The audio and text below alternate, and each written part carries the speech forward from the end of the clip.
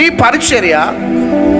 పరిచర్యలో అది ఏదైనా కావచ్చు, అది ప్రార్థన నేను ఇష్టపూర్వకంగా చేయాలా, వాక్యం చదవటం నేను ఇష్టపూర్వకంగా చదవాలా, వాక్యాన్ని ప్రకటించడం నేను ఇష్టపూర్వకంగా చేయాలి, స్వార్థ ప్రకటించడం నేను ఇష్టపూర్వకంగా చేయాలి.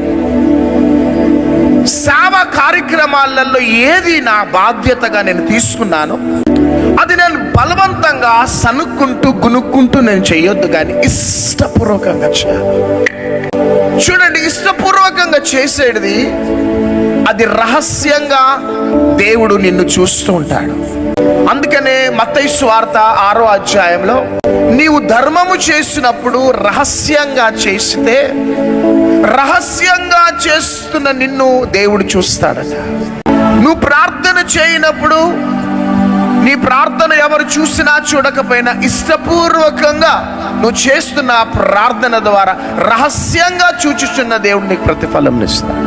ఉపవాసంలో ఉండి నిన్ను నీవు తగ్గించుకొని ప్రభు సన్నిధిలోకి వెళ్ళినప్పుడు నిన్ను ఎవరు చూసినా చూడకపోయినా నీ రహస్య ఉపవాస ప్రార్థనలు రహస్యమందు చూచుచున్న దేవుడు నీకు ప్రతిఫలం ఇస్తాడు. కారణం, నువ్వు ఇష్టపడి చేస్తున్నావు, కష్టపడి చేస్తున్నావు కాదు. నీ భర్త చేయటంను బట్టి చేయటంలే, నీ భార్య చేయటంను బట్టి చేయటంలే, సంఘస్థులు అందరూ చేస్తున్నారు కదా నువ్వు చేయటంలే. నువ్వు చేసే ఉపవాస ప్రార్థనలైనా, నువ్వు చేసే ప్రార్థనలైనా, నీవు మందిరంలో చేసే పరిచర్యనైనా, ఏదైనా, ఈవెన్ నీ చేతికి చీపిరిచ్చి వాష్రూమ్స్ కడగమన్నప్పుడు,